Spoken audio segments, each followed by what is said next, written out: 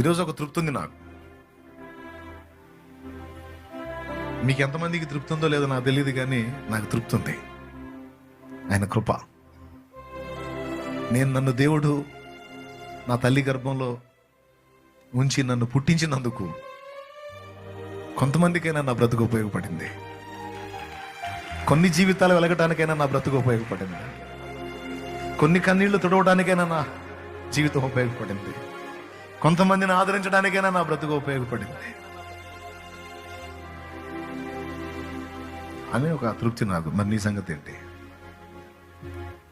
నేను అంటున్నాను, అది చెబుతున్నాను. నీ హృదయంలో ఆ ప్రార్థన ఉండాలి. నువ్వు చదువుతున్నావా? బాగా చదువుతున్నావా? ఆ చదువును కూడా దేవుని ముందు పెట్టి నువ్వు కన్నీరు కాల్చాలి. చదివాను, జాబ్ కోసం ప్రేయర్ చేస్తున్నాను, ఓకే జాబ్ వస్తుంది, సంపాదిస్తాను, కానీ నేను అటు నుంచి అటు ఎటో వెళ్ళిపోతాను కదయ్యా. కానీ అది కాదు కదా. అందుకోసమేనా నువ్వు నా కోసం ప్రాణం పెట్టింది? అందుకేనా నువ్వు నన్ను ప్రత్యేకంగా దర్శించింది? అది కాదు కదా. నీకోసం నేను ఫలించాలి కదా. మరి ఎట్లా చేస్తావు? నాకు జాబ్ ఇచ్చి అందులో నన్ను వినియోగించి నీ సేవకు వాడుకుంటావా? ఆర్థికంగా తోడ్పాటు అందించడానికి? లేకపోతే నన్ను డైరెక్ట్గా సేవకు తీసుకుంటావా?